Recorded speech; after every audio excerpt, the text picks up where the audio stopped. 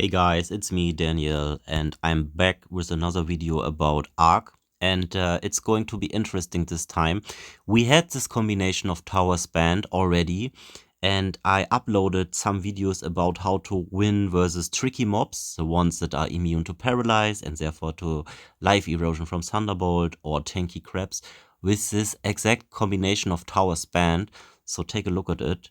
Actually, I will show you a video about a specific way to beat the scorpions in a few minutes, but first let me guide you through the banned modules. The modules that do hurt are those two: healing suppression, which means no anti-heal. So in stages with starfish, we have to separate the starfish from its surrounding allies, or it will heal its allies constantly, and that sucks. And we have no EM shock. EM shock reduces the HP of all mobs by 20%. So let's say next arc the mobs have 20% more HP, but that's okay because we have a light weakening, which means 30% of HP is subtracted from all elites from the get-go. And we have +1 draw, which is important, so we can pick one random card at the beginning of each stage, if we own the module, of course. And therefore we can fish for specific combo and breakthrough cards more easily. So which towers are we going to play? Let's go there real quick, and then I talk about the problematic scorpion stage. Towers, there they are. We play Disruption Drone because we need some way to pull everything into one spot, and that is done by Converging Field, pulls enemies to the center. It's the only way to do this efficiently, so this is a must. And also a must-have is this chain card over here with the Disruption Chain. It deals a ton of damage, so we will need it at some point if we want to progress. And yeah, that's Converging Field. Then we have Tesla Coil, of course, with Trap Matrix. And even without Trap Matrix, Tesla Coil it's okay. The Paralyze from Tesla Coil buys time, so it's an important pick early on. 100%. And yeah, we have Thunderbolt with Life Erosion.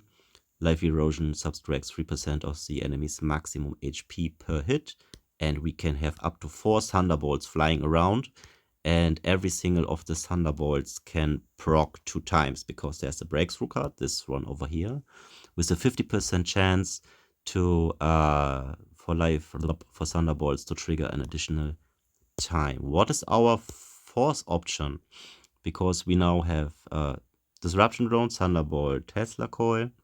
Our fourth option will be Hive or Beam. So we switch between those two. Hive is very good single target damage and also good versus most of the mobs up until stage, let's say 220-ish. Since they reduced the HP pool of mobs, I'd say it's more it's leaning more towards stage 220. Before the nerf, it was stage 180, 200, and then Hive became too weak. And Beam has a nice little card, and that's this one over here. It pulls enemies to the center. And I will talk about this in a couple of seconds here, because as I said a couple of times, the stages with stingers that are immune to paralyze and therefore immune to life erosion are going to be killer difficult. And I have plenty of videos on my YouTube channel, and one of them is about how to beat stingers, and I want to show you the video real quick. Stingers, where are you? Stingers cracked, there we go. I just managed to overcome stage 268, which is a kind of a wall. There's another player behind me now, and he overcame me at night with 5,000, 6,000 ATK. And yeah, you have to use a certain strategy to win the stage, because as soon as the stingers drop their bees and spit them out, it's pretty much game over. So you have to try to slow them down as much as possible. Unless you are spending a lot, then I mean, pretty much everything doesn't matter. You just can went through to stage 300, but if you are a no spender or a low spender, you have to use a certain strategy. What I'm doing here right now is, first, I'm trying to knock back everything evenly so that the stingers form a line. But the stinger in the middle has always to be a little bit ahead of the rest, because the laser together with the beam together with the expanding matrix always targets the first stinger that is closest to the base. What you want to do is, as soon as your charge shot is ready and your knockback appears, firing to the left and to the right knocks the stingers on the left and on the right back, and the beam together with the expanding matrix slows down the enemies in the middle. So you slow down the sides, the flanks on the left and on the right, and the beam slows down the stingers in the middle. That is basically how you have to play. If you have pulse wave with slow effect on your hive, that also helps. Yeah, there's a lot of micromanagement involved here, so if you think that this game is skill-less and just RNG. Let me intercept at this point. What I forgot to mention in this video, but I will tell it to you now, is if your disruption field is active and you are firing at the mobs with your Guardian knockback, your knockback will override the pull to center movement. So what you do ideally is you don't fire at the sides when the disruption field with pull to center is hitting enemies, because when you stop them from getting pulled towards the center, you slow down the grouping process. And the grouping process, as you might know, is one of the most important things and key to victory in most stages in Ark.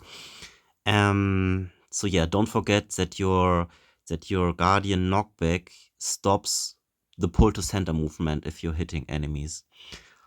What also helps a little bit is if you are placing your Guardian, ideally plus your Mirror Guardian, because we have Hive, therefore we have a Mirror Guardian card also, on the very left and on the very right, because the knockback itself also throws enemies, pushes enemies around a little bit from left to right. So what I mean is, if you have your Guardian, let me pick another color here, on this side, and a mob is here, let's say it's here, and your Guardian is firing at the mob is getting slowly pushed towards the right. And this way you can influence and speed up the grouping process a little bit. And you might think, okay, such small things doesn't matter, but in the end it adds up, and it's the deciding factor between win or lose. Yes, of course, there is macro management, which is the big management, the towers that you pick, where you place the towers, the combo cards that you hold and own. That's the macro management, the big picture. But you also have to influence the micromanagement and try to optimize it to raise your chances to win. Yeah, so that's it. As I said, I have multiple videos on my YouTube already, because this is, what is it, the 26th, 27th Ark. And yeah, you can check them out if you need guidance. If you have any questions, let me know in the comments. And if you haven't done so, download the links through my ref link, which is also be pinned in the comments.